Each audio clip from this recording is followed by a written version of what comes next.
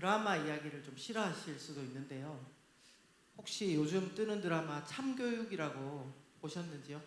보신 분? 한 분밖에 안 보셨어요? 그러면 한번 봐보시기를 제가 권해볼게요. 예. 저는 가끔 가다가 어떤 드라마 같은 것을 우리 이제 청년들한테 그리고 성도들한테 조금 권하고 싶더라고요. 왜냐하면 사람들끼리 그런 이야기를 서로 많이 나눠요. 이 드라마를 봤는데 기독교인으로서 이렇더라 저렇더라 이야기를 많이 나누는데 우리가 그거를 안 보면은 또 이야기를 할 수가 없는 그런 지점이 있더라고요. 그냥 재미를 위해서라기보다는 사람의 저런 입장에 대해서 어떻게 생각하는가 또 그런 면에서 한번 봐보시는 것도 좋을 것 같습니다. 거기에 보면요 어떤 내용이 나오냐면 교권보호국이라는 게 나옵니다. 교권보호국. 근데 거기에 감독관들이 학교에 이제 파견되는 거예요. 근데 그 학교는 어떤 학교냐면 정말 약육강식, 강한 자들만 살아남는 그런 곳이고 폭력이 난무하는 그런 학교 현장입니다. 그런데 거기 나와서 감독관들이 이제 질서를 잡아가는 내용입니다. 근데 예전에는 영화 같은 걸 보면요 주로 누가 약자로 나왔냐면 학생들이 약자로 나왔어요. 그쵸? 그래서 이거 아시는지 모르겠는데 너가 아버지 뭐 하시노? 이거 압니까? 그거 네 그렇게 하면서 선생님이 출석부로 이렇게 막 머리 때리고 이렇게 그렇게 했었어도 그때는 넘어가는 시절이었습니다. 그런데요 요즘 보면은 약자였던 학생이나 학부모가 오히려 강자였던 선생님을 괴롭히고 또 무너뜨리는 모습도 종종 나옵니다. 거기다가 학생들끼리 서로 왕따 때리고 이 정도를 넘어서 거의 착취하는 수준의 그런 내용들이 나오게 됩니다. 여러분들 혹시 보셨으면 제가 이렇게 물어보려고 그랬어요. 어떤 느낌과 어떤 생각을 가지고 보셨는지. 거기 보면 진짜 약하면 안 되겠다 그런 생각이 들고요. 특별히 교권보호국이라는 거기에 나오는 그 주인공들처럼 나도 진짜 그런 정의를 실현하는 좀 강한 사람이 되면 어떨까 그런 생각을 하게 됩니다. 자, 그런데 반대로 저는 한번 상상을 해봤습니다. 교권보호국이라는 사람이 결국은 학교의 선생님들과 학생들의 질서를 바로잡고 그렇게 하려고 갖는 건데 만약에 그 사람들이 법을 전혀 모른다. 교육에 관한 법을 하나도 모른다. 그리고 거기는 뭐도 있냐면은 컴퓨터나 SNS를 사용해서 그런 내용들을 파악하는 것도 있어요. 근데 그것도 하나도 모른다. 또 그 다음에 거기에 아무래도 폭력을 쓰는 친구들을 상대를 하다 보니까 거기에는 이 교권보호국의 남자 여자 주인공들이 엄청 몸싸움을 잘하는 거예요.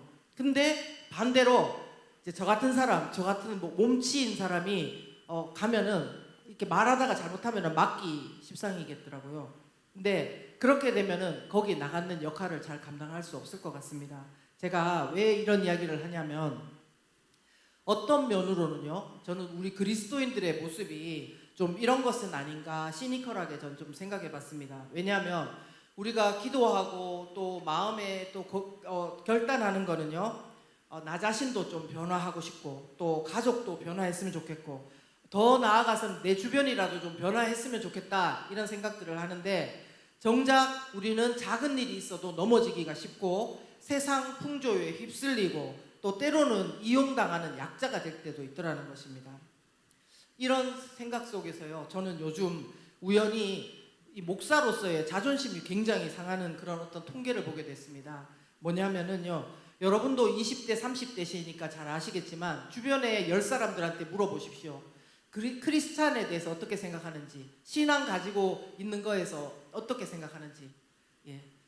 제가 알기로 지금 막 교회를 오고 싶어 미치겠어 이런 사람들이 많은 거는 아닌 것 같습니다. 맞나요? 예. 조금 반응이 시큰둥할 때가 많죠. 그래서 근데 놀랍게도 어떤 곳에는요 청년들이 계속 모인다고 하는 거예요. 그래서 반가워서 제가 봤죠. 어디에 그렇게 모이나. 이단 종파였어요. 이단 종파에 청년들이 그렇게 쫙쫙 늘어난다는 거예요. 그래서 제가 궁금증과 함께 속이 상했습니다. 이유가 뭔가 찾아보니까 통계에 나와 있더라고요. 첫 번째, 기독교 청년이었는데 그쪽으로 가는 이유. 나는 추상적인 위로보다는 성경 텍스트의 본질 자체를 깊이 배우고 싶은데 그곳에서 성경을 되게 잘 가르쳐 주더라. 이런 이야기를 했다는 겁니다.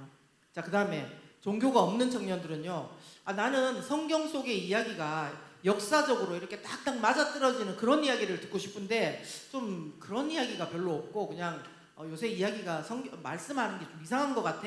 이래서 여기 이제 교회로 안 오고 이단으로 갔다는 겁니다. 여러분, 같은 그리스도인으로서 그리고 저 같은 목회자로서 이게 지금 굉장히 자존심 상하는 일 아닙니까? 그죠? 우리 교회 안에 말씀을 충분히 가르칠 수 있고 그리고 성경이 역사 속에 어떻게 이루어지고 있고 그런 것들을 이야기할 수 있는 목회자들이 있는데도 불구하고 우리 교회는 그런 사람이 없겠지만 청년들이 딴 쪽으로 몰린다는 게 굉장히 속상했습니다. 여러분, 제가 생각하기에는 여러분은 누구보다도 하나님 말씀에 대해서 갈급함이 있어서 이곳에 온 줄 압니다. 그리고 내 신앙이 더 강하게 훈련되어야 되겠다 이런 마음을 갖고 계신 줄 압니다. 맞죠? 네, 그렇습니다. 그래서 저도 기쁜 마음으로 또 오늘 우리 말씀을 통해서 성령 하나님께서 여러분 각자 마음 가운데 확신을 좀 주시기를 바라요. 그러니까 여러분들이 모르는 게 아니라 아는데 확신을 주면서 이거는 나에게 주시는 말씀이다. 그렇게 확신을 받고 그 다음에 삶 가운데 계속해서 적용하게 되시기를 예수 그리스도 이름으로 축원합니다. 네, 오늘 본문이 있는 요한 1서는요, 여러분 여러 가지로 이야기할 수 있습니다. 근데 저는 이렇게 보여지더라고요. 진짜 강한 그리스도인이 어떤 사람인지를 말해주는 책이 요한 1서다 그렇게 생각이 됩니다. 이 책은요, 예수님의 12제자 중에 사도 요한이 기록한 책입니다. 여러분 사도 요한 잘 알고 계시나요? 우리가 사도 바울은 잘 이야기하는데 요한은 누구냐면요, 요한 1서, 요한 2서, 요한 3서, 요한 계시록 이렇게 쓴 사람입니다. 그리고 우리가 잘 아는 요한 복음도 쓴 사람이 사도 요한입니다. 그리고요, 요한 복음에 자신을 뭐라고 소개하냐면 자기 자신을 그 성경에 이렇게 기록했어요. 예수께서 사랑하시는 제자. 자, 제가 여러분에게 물어봅니다. 예수께서 사랑하시는 누구누구, 여러분은 그렇게 말 딱 자신있게 나오십니까? 나오시길 바랍니다. 그렇게 나와야지 됩니다. 예수께서 사랑하시는 제자, 이렇게 자기를 소개했다는 겁니다. 그리고 기록된 연대를 보면요, 그 제자들 가운데 제일 오래 살았기 때문에 AD 90년 정도에 이거 요한 1서를 썼다 이렇게 보고 있습니다. 그런데 당시 초대교회 그리스도인들에게 비슷한 이런 문제들이 있었어요. 무슨 문제들이 있었냐면, 여러분 지금은요 2000년이나 지났으니까 신앙의 지식들이 얼마나 많이 쌓였겠어요. 그쵸? 그 삼위일체, 그 다음에 기독론, 그 다음에 마귀론, 무슨 하나님 성부론, 무슨 많이 쌓였잖아요. 근데 그때는 신앙적인 지식이나 경험이 별로 쌓여있지 않던 때였어요. 그래서 그때 당시에는 각종 이단의 사상들이 나타나면서 성도들의 신앙을 그거 틀려, 이렇게 해야지 맞아, 이렇게 복음을 흔들고 있던 때였고요. 또 뭐냐면 그때 역시도 세상 유혹이 얼마나 강하게 우리 성도들을 압박하고 있었는지 모릅니다. 다시 말해서요, 세상의 문화와 유혹들의 기세는 거세고 이단 성도들은 신앙을 마구 흔드는데 성도들은 아직까지는 강한 그리스도인들로 완전하게 세워졌는 그런 상태는 아닐 때 바로 요한 1서를 통해서 사도 요한이 그들이 강건하게 잘 설 수 있도록 권면을 하고 있다는 것입니다. 저는요, 우리 구리지구촌의 성도님들이, 청년들이 아까 제가 말했던 그 참교육이나 어떤 그런 드라마에 나왔던 학생들과 같이 남을 괴롭히고 착취하는 그런 강자가 아니고요, 그렇다고 또 세상이 인정하는 권력이나 그런 스펙이나 돈을 가지고 남 위에 군림하는 강자도 아니고요. 그럼 어떤 강자냐? 하나님께서 사도 요한을 통해서 전하시는 그런 진정한 강자가 되기를 예수 그리스도 이름으로 축원합니다. 자, 그렇다면 어떤 사람이 진짜 강한 사람입니까? 여러분은 어떤 사람을 강한 사람이라고 합니까? 첫 번째, 예수님 이름으로 죄사함 받았다는 복음의 파워를 아는 사람이 바로 진짜 강한 사람입니다. 자, 저를 따라해 봅니다. 복음의 파워를 아는 사람. 그냥 복음을 아는 사람 하지 않고 복음의 파워를 아는 사람, 이렇게 저는 표현하고 싶었습니다. 12절 말씀 함께 보겠습니다. 12절에 보시면요, 자녀들아 내가 너희에게 쓰는 것은 너희 죄가 그의 이름으로 말미암아 사함을 받았으며 이렇게 말씀합니다. 잠깐만요. 거기 보시면 제일 처음에 어떻게 부릅니까? 자녀들아 이렇게 부릅니다. 여러분들한테는 청년들아 이렇게 부르겠지만 사도 요한은 자녀들아 이렇게 부릅니다. 이 호칭에 대해서요, 학자들은 신앙 공동체 안에는 각기 영적 성숙도가 다른 사람들이 있기 때문에 하나님 안에서 갓 영적으로 태어난 사람들을 부르는 거다 이렇게 말하고 있습니다. 그런데요, 이거는 갓 영적으로 태어난 사람에게만 아니라 지금 여기 계신 여러분들도 다 인정하는 말입니다. 맞습니까? 아닙니까? 예. 그렇기 때문에 주일 이 시간에 예배 드리기 위해서 이 자리에 나온 것입니다. 내 죄가 예수님 이름으로 말미암아 사함받았다는 것을 믿는 분이 바로 여러분들입니다. 자, 그런데요, 제가 한 가지 질문을 해보겠습니다. 여러분, 근데 이 말씀이 그리스도인들이라면 다 아는 이 말씀이 과연 강한 그리스도인으로 세워지는데 도움이 되는 말씀일까요? 어떻게 생각하시나요? 어떻게 생각하십니까? 저는 별로 도움이 안 될 것 같다. 저는 그렇게 생각했습니다. 그런데요, 살아보니까 그게 아니더라고요. 저는 믿음의 4대 집안이라서 이런 말을 집에서도 듣고 교회에서도 듣고 너무 많이 들어가지고 이게 그냥 무슨 그냥 항상 지나가는 말로 들었는데, 그래서 제 삶 속에 이거를 파워를 경험을 못했던 것 같아요. 그냥 아는 이야기. 그런데 정말로 놀라운 강함이 이 복음의 파워를 아는 것에서부터 나오더라는 겁니다. 여러분, 제가 이야기 하나 해드릴게요. 요즘 시대는요, 우리가 생각할 때는 학문이든 아니면은 기술이든 뭐 철학이든 우리는 최고로 발달했다고 생각합니다. 왜냐하면 AI도 나왔고 달에도 가고 어쩌고 저쩌고 하기 때문에요. 근데요, 인문학을 배워본 사람들이 이야기하는 것은 뭐냐면 1세기경에도 벌써 다양하고 나름 정교한 철학들이 굉장히 발달이 돼 있었다는 거예요. 그래서 이해를 돕기 위해서 제가 1세기 전후로 성도들에게, 그 당시 사람들에게 영향을 끼친 철학들을 간단하게 몇 가지만 소개하겠습니다. 첫 번째는요, 에피쿠로스 학파라는 겁니다. 여러분 들어보셨죠? 근데 그것은 처음 들어보셨어요? 에피쿠로스 학파라고 있습니다. 근데 거기서 영혼은 사멸된다, 그들은 그렇게 주장하면서요, 중요시하는 게 뭐냐면은 쾌락을 제일 중요시했대요. 그래서 그 중에서도 어떤 쾌락을 중요시했냐면 고통과 두려움이 없는 마음의 평정을 최고의 선으로 추구했다는 것입니다. 고통과 마음의 두려움이 없는. 참고적으로 저는 예수님을 믿었지만 에피쿠로스 학파인 줄은 몰랐지만 결혼하기 전까지는 마음의 평안, 고통과 두려움이 없는 시간, 이것을 위해서 굉장히 신앙생활을 했던 것 같습니다. 자, 그 다음에 두 번째는 뭐냐면요, 스토아 학파입니다. 많이 들어보셨죠? 네, 이들은 절대 이성, 로고스를 강조했습니다. 그리고요, 그들이 말하는 것은 감정에 흔들리지 않는 평정심, 그리고 도덕적인 의무를 중시하면서 몸을 괴롭히는 금욕주의. 그러니까 뭐도 하지 말고 이런 금욕주의를 다른 사람들보다 우월하게 생각하는 사람이 바로 스토아 학파였습니다.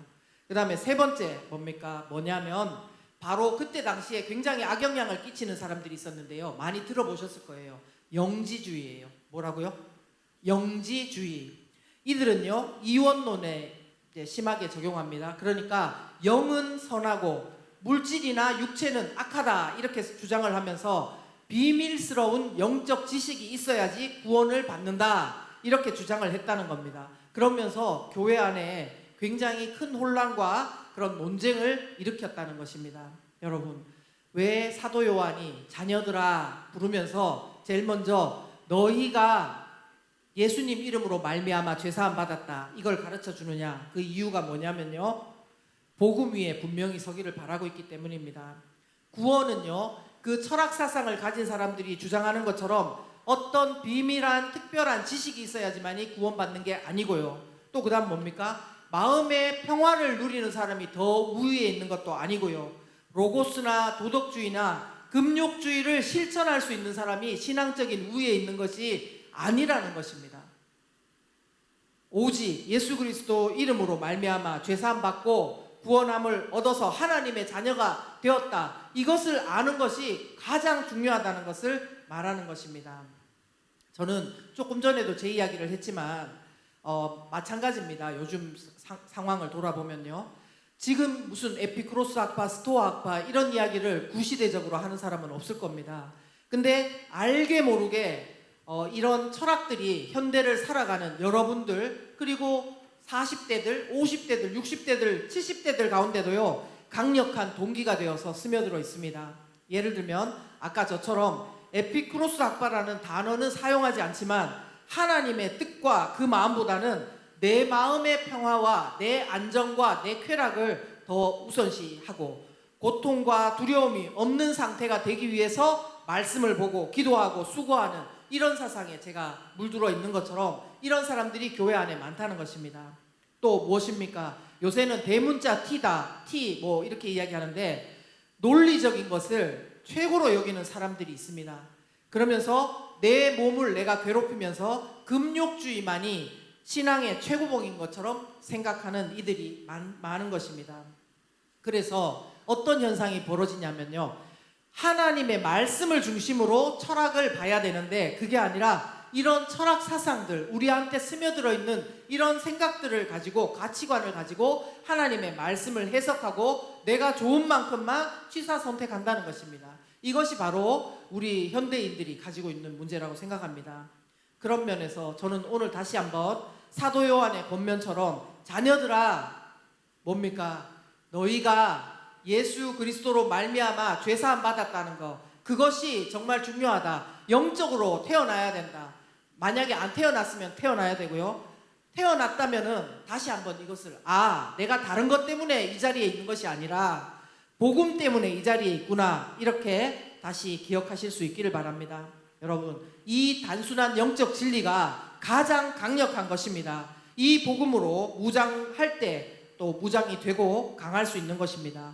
여러분, 몇 주 전에 담임 목사님께서도 영적 전쟁에 대해서 말씀하셨어요. 근데 영적인 전쟁을 하러 나가려 그러면 영적인 무장이 필요합니다. 바울 사도가요, 영적 무장에 대해서, 영적 전쟁에 대해서 이야기할 때 하나님의 전신갑주를 이야기합니다. 맞죠? 그게 뭐냐면은 그때 당시 로마 군인이 입었던 갑옷을 보면서 설명을 하는 것입니다. 사실 요즘 전쟁에는 버튼 하나면 끝납니다. 근데 그래도 역시나 군인들의 군복이 무슨 기능 하면서 전쟁하는 이가 무장하는 게 중요하다는 것입니다. 그 뉴스에 보면은 우크라이나와 러시아가 전쟁하는데 드론이 가가지고 폭격하는 거, 그런 장면들 나오는 거 볼 때 너무 끔찍하고요. 만약 그렇다면 그 옷에 그 폭격을 막는 뭔가 있으면 얼마나 좋겠나, 그런 생각도 하고 그렇습니다. 그리고 우리가 한번 생각해 보십시오. 약한 헬멧을 만약에 받았어요. 지급을 받았어요. 군대 갔다 오신 분들은 잘 알 거잖아요. 헬멧은 왜 받는 거죠? 혹시나 총을 쏘더라도 그 총이나 파편이나 머리 다치지 않기 위해서 쓰는 거지 않습니까? 근데 약한 헬멧을 머리에 썼다, 예를 들어서 그렇다면 이것은 전쟁에 나가면은 자칫하면은 어떻게 되기가 쉽습니다. 그리고 군화를 내줬는데, 군화를 신었는데 발에 신었더니 내 발에 안 맞거나 너무 크거나 발에 물집이 잡히면 어떻게 됩니까? 빨리 숨거나 피할 수 없겠죠. 빨리 달려갈 수 없겠죠. 그 다음에 방탄조끼를 줬다고 합시다. 근데 방탄조끼가 원칙대로 잘 만들었으면 되는데 그 조끼가 그냥 알고 보니까 겉에 그냥 종이 딱딱한 걸 대갖고 했다. 그러면 어떻게 되겠습니까? 이브나 마나 소용이 없는 것입니다. 전쟁도 제대로 해보기 전에 지는 것입니다. 그래서 에베소서 6장에 의하면 머리에 무엇을 쓰라고 합니까? 말씀 한번 보여주십시오. 뭐 씁니까? 머리에? 구원의 투구를 써라는 겁니다. 구원의 투구. 세상의 스펙의 투구를 쓰라고 하지 않았어요. 금수저, 은수저 투구 아닙니다. IQ 투구 쓰라고 하지 않았어요. 세상 철학의 투구 쓰라고 하지 않았어요.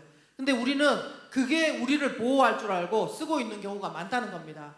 내가 다른 사람들과 생활하면서 그리스도인으로서 자꾸 넘어지는 이유, 이런 잘못된 거, 허약한 거 쓰고 있어서 그런 거 아닌지 돌아봐야 됩니다.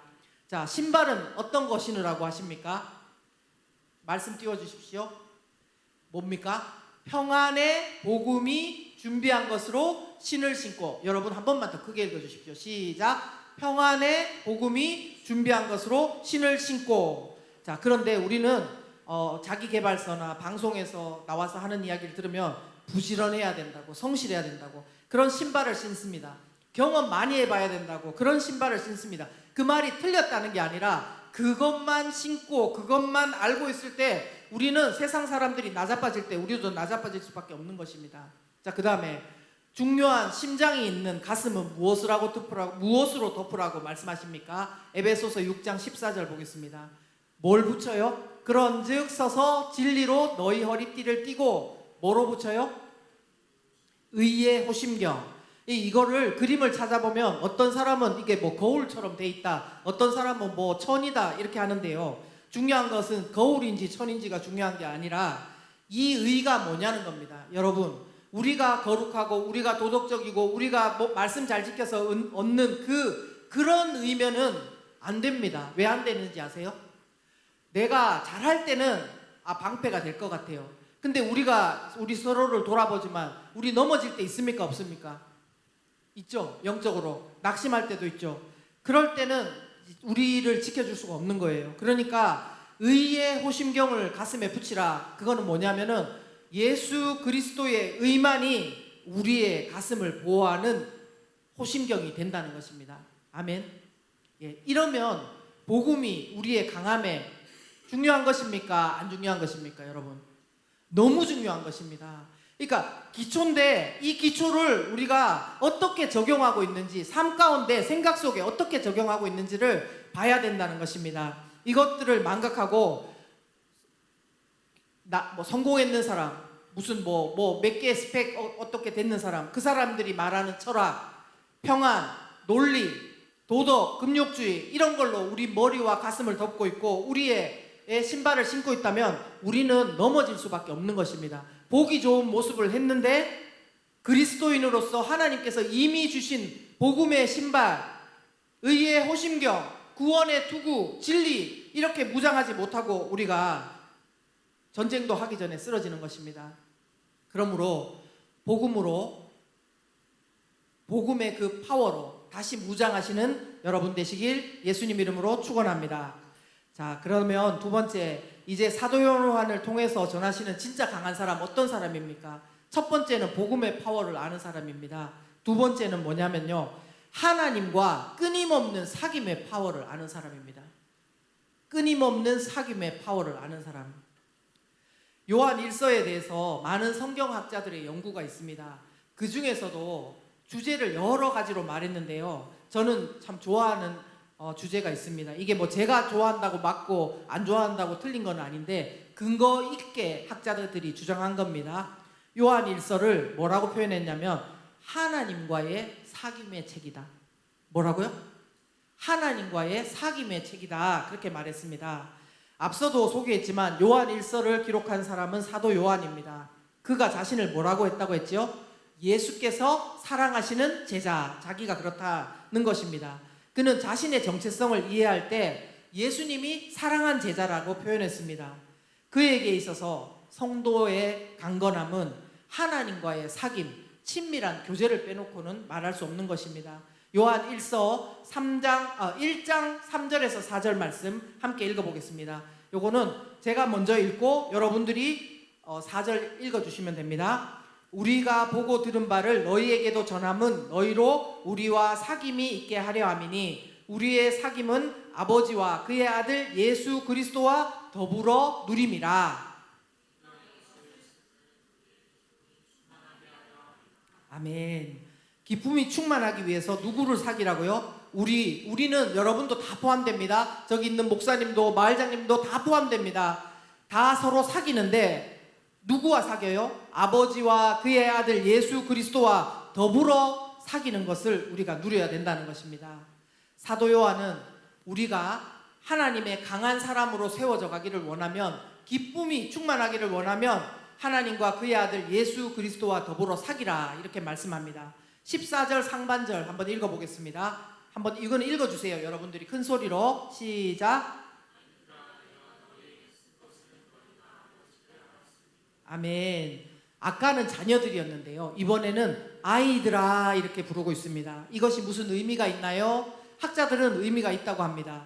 이 아이들은 아까 자녀들은 갓 태어난 아기였다면 이 아이들은 조금은 자라난 어린이라는 겁니다. 어린이. 자, 이제 영적으로 조금씩 하나님을 알아가고 자신이 어떤지도 알아가고 있는 상태입니다. 여러분 주위에 아기 있습니까? 잘 생각해 봅시다. 처음에는 엄마가 누군지 아빠가 누군지 모르고 무조건 막 웁니다. 근데 날이 가면 갈수록 이제 엄마가 앞에서 이렇게 뭐 까꿍하고 막 이렇게 하고 그러면은 반응을 합니다. 그리고 아빠 오는 시간에는 또 아빠 이렇게 하면서 그죠? 말을 하죠. 그리고 이제 아이들이 어떻게 하냐면 자기가 막 웃어요. 그러면은 부모가 좋아하는 줄 알고 막 웃어요. 근데 부모 얼굴이 이렇게 만약에 했어요. 그럼 어떡할 줄 아세요, 애들이? 안 해보셨구나. 괜히 장난을 쳐봤거든요. 이렇게 해봤거든요. 그랬더니 갑자기 그러고 울더라고요. 그러니까 뭡니까? 이 아기들은 자라면서 부모의 얼굴 표정을 보고 내 행동이 과연 그 부모가 좋아하는 건지 아니면 부모가 나를 잘 받아들여주고 있는 건지 그런 거를 계속 본다는 겁니다. 여러분, 이렇게 사귐은요, 일단은 가정에서부터 시작해서 우리 가정은 뭘 중요하게 여기는지, 어떨 때 힘들어하는지, 그렇게 서로 간에 필요한 영적, 육적 영양분을 섭취하고 또 배우면서 그렇게 자라가는 것입니다. 여러분, 청년들이니까 남자친구 사귀고 여자친구 사귀어보죠. 그죠? 그러면 사귀면서 좋은 관계는요, 서로 간에 발전이 있어요. 그리고 서로 간에 잘 알아갑니다. 맞습니까? 또 좋은 관계는요, 한 번 만나고 끝인 관계가 좋은 관계입니까? 그거는 아니죠. 그죠?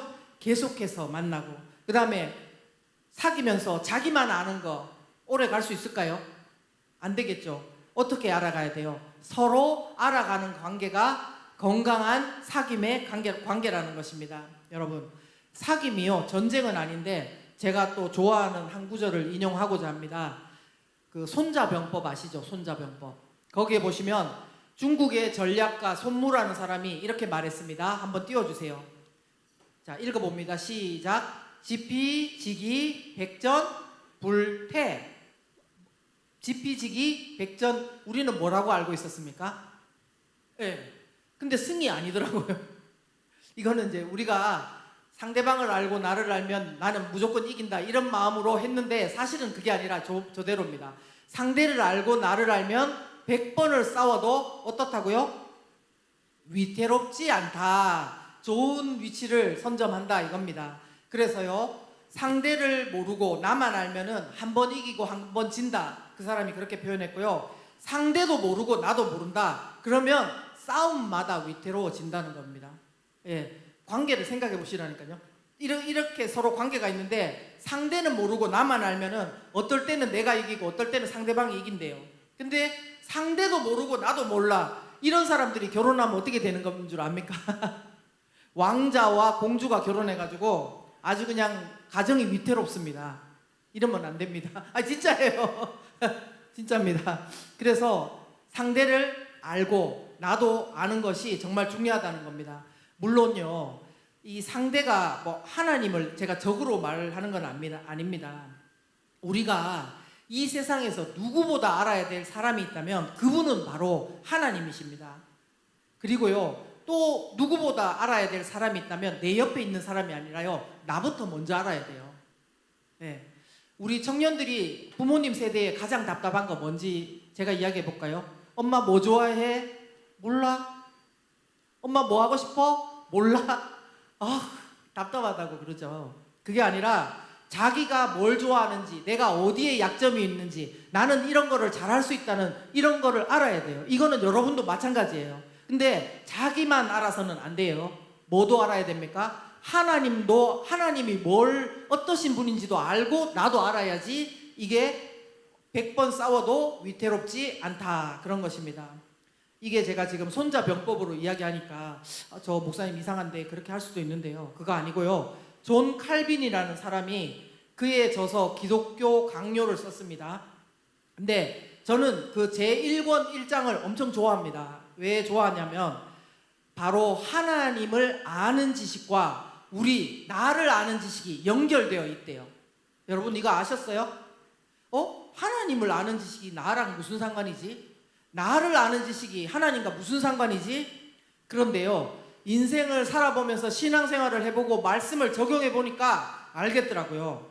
자, 이 칼빈의 이야기가 뭐냐면요, 하나님을 알 때에만 비로소 자기 자신이 누군지 정확하게 알 수 있고, 나를 정확히 알 때만이 하나님의 위대함을 깨닫는다. 이 한마디로 영적인 지피지기를 말하는 겁니다. 존 칼빈이요, 나를 알 때 하나님을 알게 된다. 이거는 뭔 의미냐면, 이거는 주로 내가 무너졌을 때 많이 생각하게 돼요. 내가 괜찮다고 생각할 때는 이 생각을 안 하는데, 내가 얼마나 나약하고 허물이 많고 무능한 존재인지 이렇게 알게 되면, 와, 내가 거짓말도 잘하네, 나는 둘러치기를 너무 잘하네, 합리화를 너무 잘하네, 내가 그래서 안 됐나, 이렇게 쓰러지는 순간에 그것을 아는 만큼 한계를 깨닫고 하나님을 더 바라보게 된다는 겁니다. 하나님은 이래도 나를 사랑한다 그랬는데 이런 나를 어떻게 사랑하시지? 이렇게 되는 겁니다.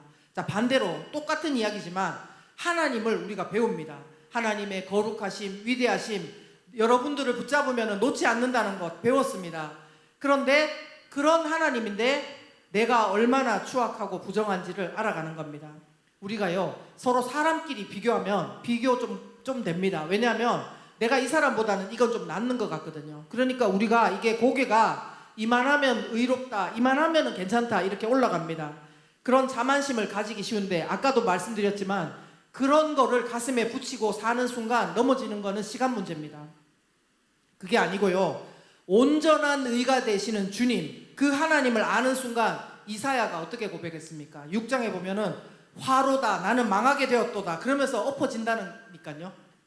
그러니까 아직 내가 너무 괜찮다고 생각하고 있다면 하나님이 얼마나 위대하신지 몰라서 그래요. 하나님이 얼마나 거룩하신지 몰라서 그래요. 이 정도는 괜찮겠지는 우리 간의 생각이에요. 하나님은 그게 아니라는 겁니다.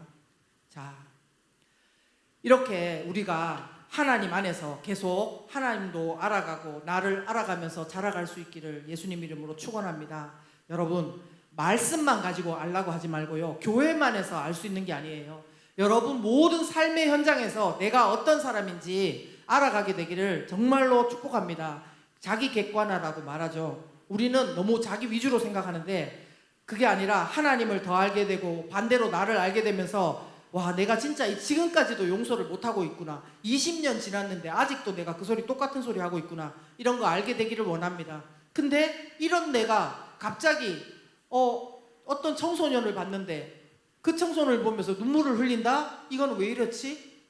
그렇게 또 궁금해 하실 수 있기를 바랍니다. 내가 하나님 앞에 어떤 걸 받았는지, 그리고 나는 어떤 건지 그렇게 생각하면서 우리가 하나님을 더 알아가실 수 있기를, 사귐의 파워를 경험하시길 예수 그리스도 이름으로 축원합니다. 사도 요한이 말한 진짜 강한 사람 어떤 사람이라고요? 복음의 파워를 아는 사람. 그 다음에 두 번째는 하나님과의 계속적인 사귐의 파워를 아는 사람. 세 번째는 뭐냐면요, 말씀의 파워를 알고 흉악한 자를 이기는 사람입니다. 알기는 아는데 못 이기는 사람은 강한 사람이 아니에요. 맞죠? 네? 싸움 뭐죠? 싸움의 기술 150까지 압니다. 예, 제가 옛날에 쓸데없이 무협지를 많이 봤거든요. 무협지 보면 싸움의 기술 엄청 나오잖아요. 축지법도 나오고 뭐도 나오고. 지금은 다 잊어버렸어요. 근데 알면 뭐 하냐고요. 하나 축지법 쓰지를 못하고 하나 도수를 쓰지를 못하는데요. 자, 이거는 신앙적인 것도 마찬가지입니다. 말씀의 파워를 알고 흉악한 자를 이기는 사람이 바로 강한 사람입니다. 14절 하반절 읽어보겠습니다. 청년들이니까 좀 큰 소리로 한번 읽어주십시오. 시작.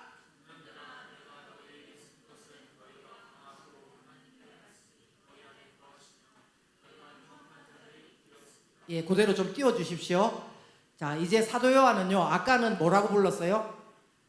자녀들아, 영적으로 갓 태어난 아기. 그 다음에 조금 자라서 하나님을 좀 말씀과 기도로 좀 알아가는 사람들은 아이들아 불렀어요. 그리고 이번에는 청년들아 이렇게 부릅니다. 어떤 사람을 말하냐면 뒤에 설명이 나와 있어요. 제가 말할 필요가 없어요. 너희가 강하고, 예? 순서를 잘 보세요. 흉악한 자를 이겨서 강한 게 아니라 너희가 강하고 하나님의 말씀이 너희 안에 거하시며 너희가 흉악한 자를 이기었음이라. 자, 이게 있잖아요. 표준 세번역과 세번역을 보면 이미 이겼다고 나와요. 이미 이겼다. 이상하다. 뭔가를 잘하면 이길 것이다가 아니라 이미 이겼다고 결론이 난 것입니다. 청년들은. 자, 그러면 누구를 이겼는가? 누구를 이겼겠습니까? 흉악한 자 누굴까요? 마귀. 맞습니다. 마귀를 이미 이겼다는 겁니다. 영적인 청년이 마귀를 이겼다 그렇게 하는데 우리 삶을 보면은 내가 이긴 게 맞나 이런데 삶을 보면서 판결을 내리지 마시고요. 말씀을 보면서 우리가 어떤지를 한번 다시 보겠습니다. 에베소서 2장 2절부터 3절의 말씀인데 이번에는 2절을 여러분이 읽어주세요. 한번 읽어주세요. 시작.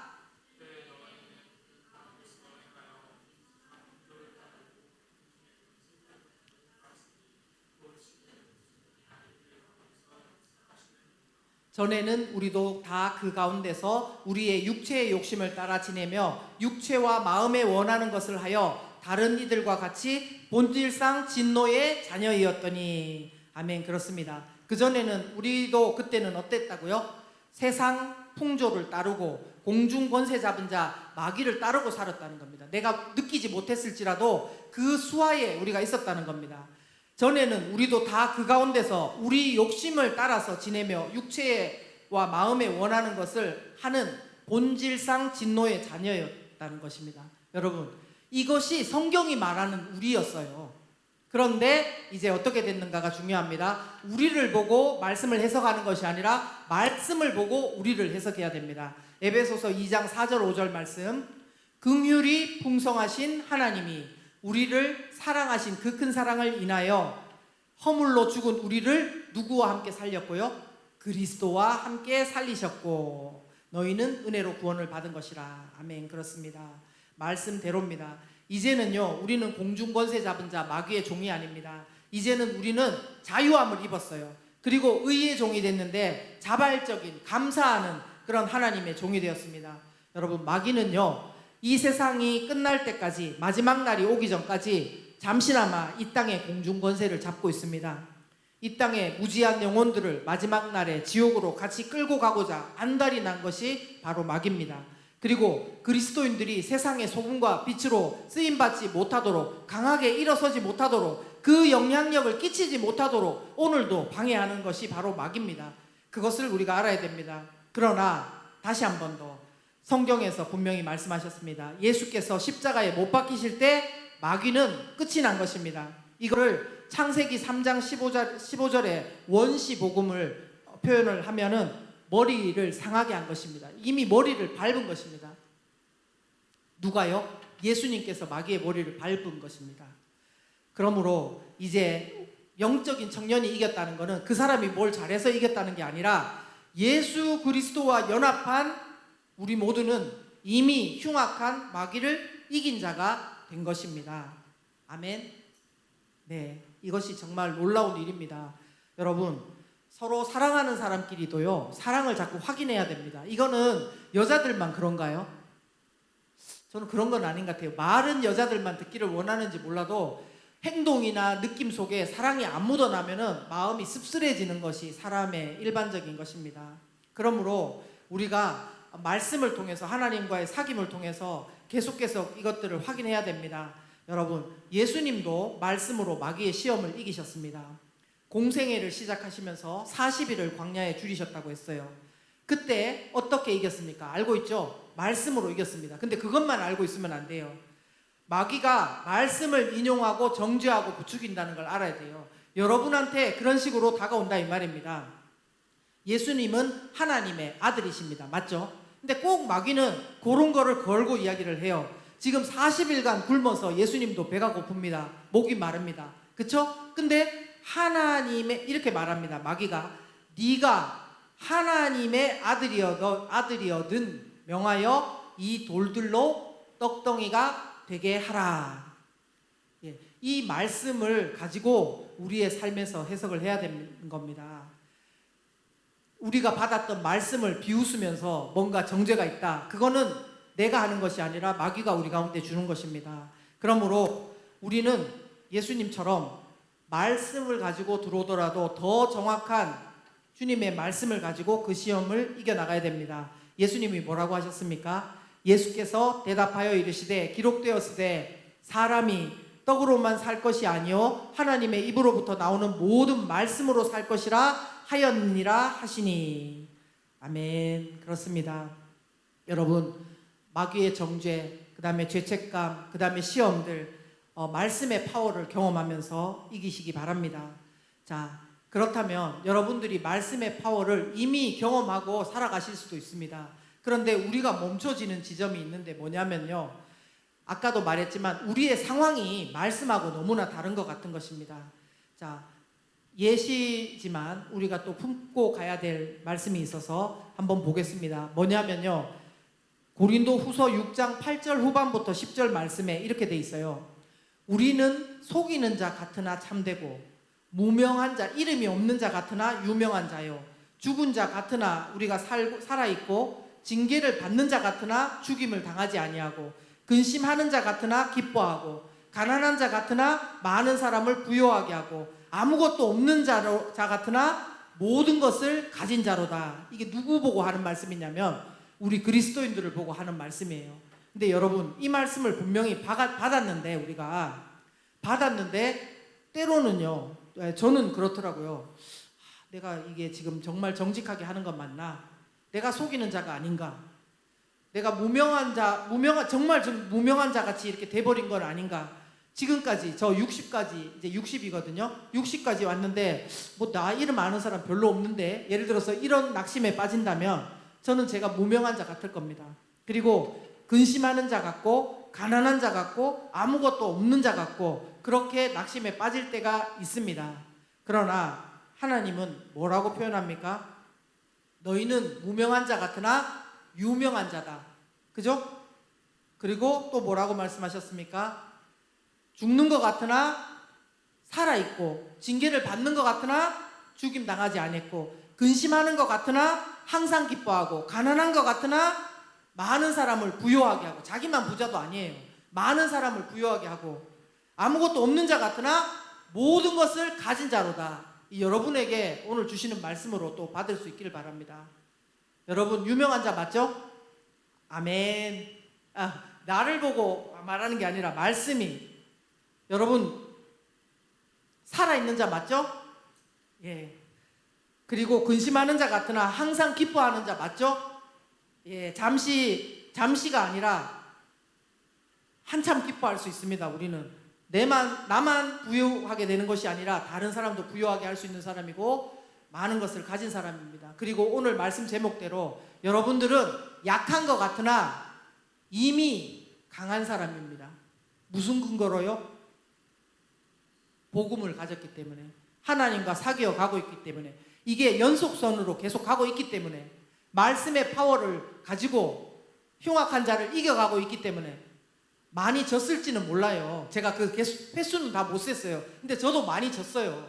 오늘도 아침에 얼마나 마음이 힘들었는지 모릅니다. 어느 때보다도 제가 성령 충만하고 어느 때보다도 정말 말씀을 잘 전해서 우리 청년들이 힘을 얻었으면 좋겠는데, 지금 코가 맹맹했는데도 괜찮아졌어요. 콧물이 막 갑자기 줄줄 흘러내리고, 또 어젯밤에는 한 7시부터 밤새도록 정신을 못 차리고, 도대체가 혼미한 상태에서 이렇게 청년들한테 말씀을 전하러 이렇게 오는가, 얼마나 낙심이 되는지 몰라요. 근데 그 상태로 저를 판단하는 게 아니라 뭐요? 하나님의 말씀으로. 그리고 저 같은 사람에게도 또 이렇게 어떻게 우연인지 뭔지 모르지만 기회가 돼서 말씀을 전하도록 주신 게 있기 때문에, 그렇다면 내 상태와 상관없이 나는 말씀을 전해야 되겠구나, 이런 마음으로 나왔습니다. 그래서 여러분도 오늘 말씀드린 것처럼 복음의 파워를 더 확인하시고 하나님과의 그 사귐 더 깊이 하면서 자기 자신도 더 어떤 사람인지 알아가시고, 여러분, 자기 객관화 안 되는 사람 진짜 매력 없어요. 젊은 사람이라도. 맞아요, 안 맞아요? 자기 객관화 안 되고 공주병, 왕자병 이러면 진짜 매력 없어요. 예. 이게 어른인데도 그러면 더 매력 없어요. 하나님께 기도하면서, 하나님, 내가 어떤지 알기를 원합니다. 하나님은 이런데 나는 지금 어떤지 알기를 원합니다. 내 그냥 진짜 감정, 성경적인 지식 말고 내 진짜 감정, 그런 거를 알기를 원합니다. 근데 알아도 안심이 되는 거는요, 하나님이 우리를 받아주고 있다니까요. 사랑하시고 있다니까요. 그걸 믿고 드러내놓는 거지 아무것도 없는데 드러내놓는 게 아닙니다. 자, 그러므로 오늘 여러분들이 아까 제가 그 참교육 이야기했잖아요. 거기에 나오는 뭐 보호 감독관 같은 그 사람처럼 폭력은 쓰지 않더라도 믿음의 강함을 가지고 사회의 질서를 바로잡아가고 여러분 가족의 의사소통되게 해주시고 또 그 다음에 여러분 믿음의 그런 사람들 되기를, 그리고 직장에서도 있는 모든 곳에서 하나님의 강한 그리스도인 되어서 영향력을 끼치고 사시기를 예수 그리스도 이름으로 축원합니다. 아멘. 이 시간 우리 함께 기도하겠습니다.